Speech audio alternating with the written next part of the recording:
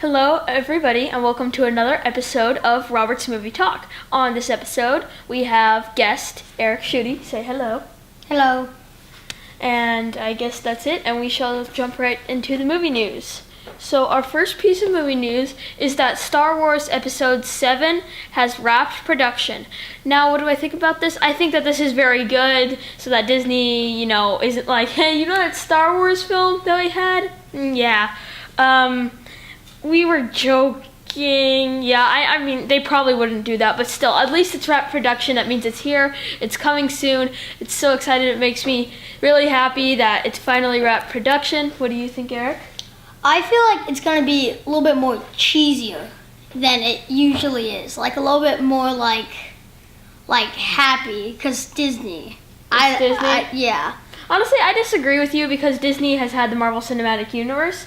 And, they've had laughs in it, but, the laughs are part of the reason that they have it. It isn't cheesy or anything. It's, the jokes. Well, cheesier than it was before. Like, maybe like a bit, different. I disagree with you. Disagree? Yeah, what do you think about it wrapping production, though? I think that's good. I think I like it that they're making it. I thought they were just going to buy it and stop making them. You did? Yeah, I thought they were just going to buy it and stop making them. Just be like, give us the money for watching them and buying them again. Yeah, well, they had it planned, but yeah. Anyway, yeah, and then also Star Wars Episode 7 released their title, which is The Force Awakens.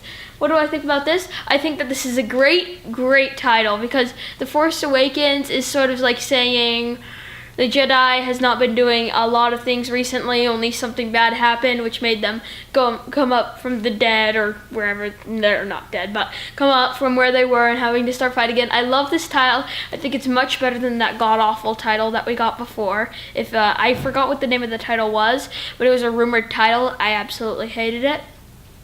Anyway, and I think that this is a great title. It gives a nice edge to it.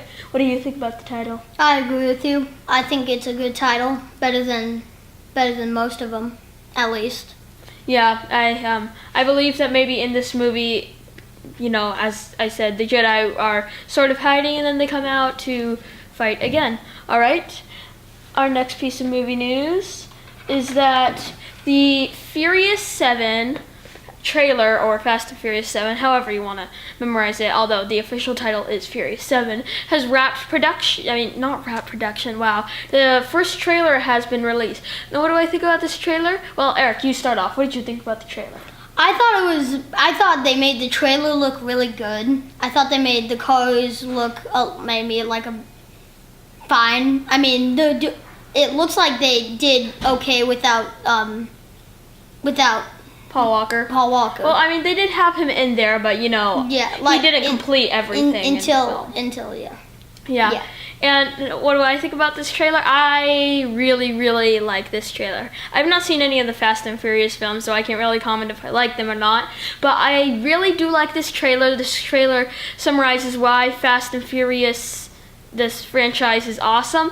And I was a little scared that with the Fast Furious 7 trailer that they would be like all about Paul Walker's death and slow music pans of Paul Walker and him doing extraordinary things. But luckily they made the trailer what it should be, which is that they made the trailer be a trailer that really capitalizes the film. And I think that would be better for Paul Walker. I think if Paul Walker was looking down on us and he could choose either have the trailer be all about him and everything good about him, they would rather have it so that or be just a normal Furious 7 trailer. I think he would choose the Furious 7 trailer option. So I think that this trailer is very good. It capitalizes how extreme it is, the cars, the jumping, the opening shot, the shot where he is jumping and he is sorry if you hear background noise, my sister's back there apparently, and where you see the scene where Paul Walker is jumping and then he grabs onto the car after his vehicle sliding off the cliff. I'm just like, wow, that was an awesome shot of him jumping and grabbing onto the car. I thought this is just a great trailer in my opinion. All right, on to our next movie news, which is at Steve Jobs, not Steve Jobs, Christian Bale, man, I'm messing up words all over today, was signed on to be Steve Jobs, and then he quit for I don't know what reasons were. I think he said schedule problems, although I'm not sure completely what he said. And so, and then of course, Michael Fassbender is in final negotiations. Now there's two parts to this. What do I think? Steve Jobs thing. Christian Bale. Gosh, I just picture him as Steve Jobs so well that I call him Steve Jobs. Christian Bale dropping out. I do not like this decision at all. I thought that it would be a great decision for him to do because he is, he's Oscar caliber. I'd say by now he's been nominated for Oscars, and I think this could have been a win. So I really don't know why he didn't stay. He said schedule problems, but you look at his schedule before you cast someone. So, well, I'm not sure if he said schedule problems, but if he did, then I disagree with that. Although Michael Fassbender in final negotiations, I didn't think that that's a very good decision. He did great in X-Men Days of Future Past.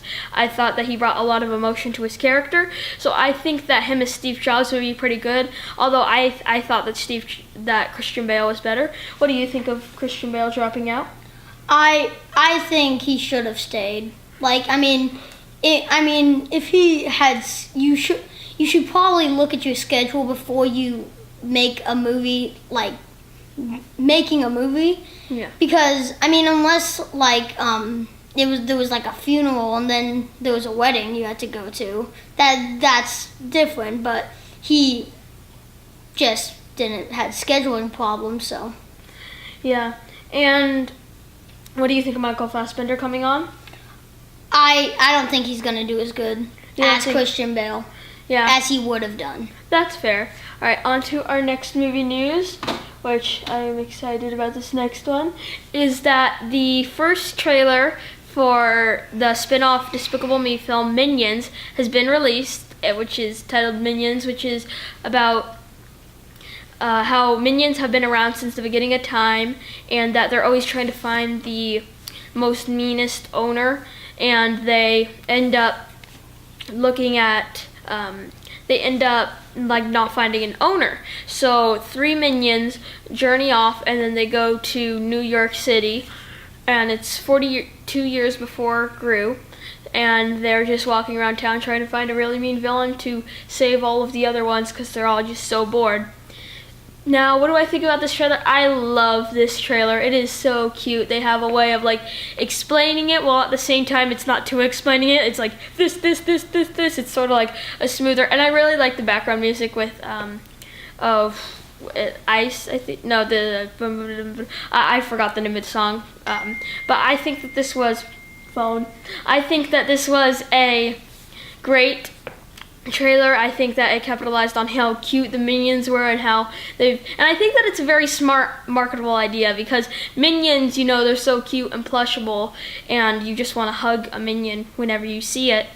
And I think making a movie just all about minions is gonna definitely bring kids to see it. And I wasn't thinking that it was gonna be a cash grab, and I'm glad that it didn't look like a cash grab. This looks like a great movie. Eric, your thoughts on the trailer? I think the thing that really surprised me is when they came up with the 3 minions. I heard Kevin, I heard Dave, Stewart, and I thought they were gonna say Dave because that's what they always say, but they chose Bob, and I was like, Bob. I like Bob. That's nice. Bob. And so that's what really caught me off surprise. And I think it's gonna be like a good kids movie, great kids movie actually. Yeah. Because they're the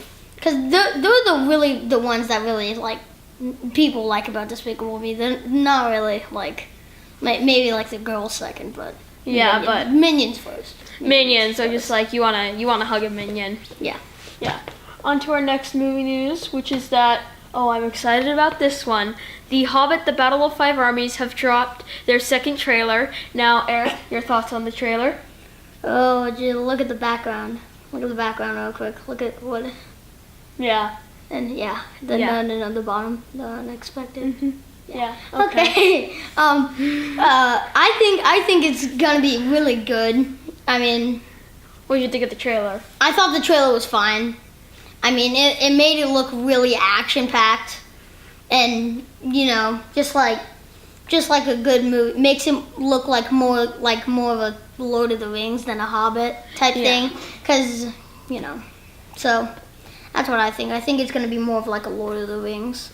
Yeah. Now, what did I think about this trailer? I love this trailer so much. It's definitely one of the best trailers I saw. The first trailer came out, I'm like, oh my gosh, that was amazing. They had the whole song, they had everything. Just, oh my gosh, mind blown. That was such a great trailer. And this one comes out, oh, it's so amazing. When it first starts out, I'm like, because when I saw Interstellar today, I saw it in XD, and I'm just like, I'm shaking. I'm like, oh my god, Hobbit!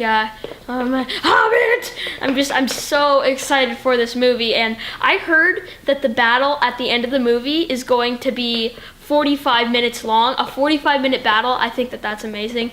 And they gave us a shot of the trolls. The elves, I love the one shot where the elves shoot all of their arrows at once and they all just fly over. I thought that was an awesome shot. They have Bard and showing Bard,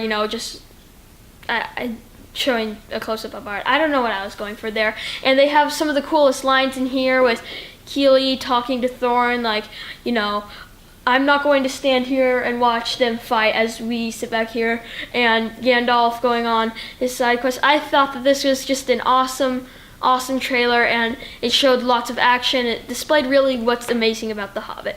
Anyway, on to our next movie news, which is that the Andy Serkis, 20th Century Fox, is going to have an Oscar run for Andy Serkis for Best Supporting Actor. What do I think about this? Well, there's two parts to this. First off, they're running him for, for an Oscar. I think this is great. This will show the Academy that CGI is marketable too. It's not just, CGI isn't, they can be nominated for Oscars too. If it's, no matter what anything is, it can be nominated for an Oscar, which because for about 6 or 7 years, Pixar had the best, in the top, I believe it was the most critically acclaimed movies for 6 or 7 years in a row, and I only believe 2 of them got nominated for Best Picture, which is Up in Toy Story 3, and I just thought that was a little messed up. I think that any film should be a film, and same thing with actors. Although there's one side of this I don't like, is that they're going him for supporting actor, because he's not a supporting actor in the movie. He's a lead, and they're probably not going for lead because the lead is so stacked with Michael Keaton from Birdman, the Miles Teller from Whiplash. I believe it's Miles Teller. And there's just so many people going for it, and I think that they're just like, oh, we can't go for lead, that's too stacked. How about we go for supporting? And that doesn't make any sense because, Caesar is the main character. I would say some people could say the other guy was the main character, but I believe Caesar was the main character. So there's one side of this that I like and one side that I don't. What do you think about this, Eric? I think they made a bad choice. He should have went to lead. They should have put him in lead. But I think he deserves it. He did a great job in the movie. He really played the ape part, and the voice actually came as I would think it would come from Caesar the ape. And I just think that was a good choice by them. Yeah. All right, on to our next movie news story, which is that a Toy Story 4 is on the way, and it is going to be released on June 16, 2017. Eric, what do you think about this? I think it's gonna be okay. Not okay. I think it'll be good. I think the animation will be a little bit better, but of course, the originals are gonna be the originals. They're gonna be kind of better than this because the originals, they got better. They just feel better. Yeah. And I think it's gonna be good. I'm gonna be surprised to see what they do in the movie. So. Yeah. Are you happy that it's coming? Yeah. really happy. Okay, I'm on the opposite side of the spectrum with Eric. Honestly, I don't think they should go for a Toy Story 4. I know that it's all about the money, money, money, and that Toy Story 3 is in the top 20 most marketable films of all time. But at the same time, it's sort of like, where do you go? It's more like, it seems like you're pushing it now. Because Andy isn't going to come back and be like, I want my toys back, and, go into the girl's house and steal his toys, and then, oh yeah, it's college adventures. Yeah, no, that's not going to happen. And I don't think that we want to see Bonnie with her new toys. I think that will just get a little boring. But honestly, I'm not really happy about this. I think that they should do more creative ideas than what they've done with Toy Story. They've milked the franchise as much as they can, and I think that Toy Story 4 is pushing it a little bit. Alright, on to our last movie news story, which is that the Hunger Games, after its Mockingjay Part 2 release date, that it is going to turn into a play. And I believe it's a Broadway play. No, it's not a Broadway play. It's a multi-purpose theater in London, I believe. And now, Eric, to start off, what do you think about this?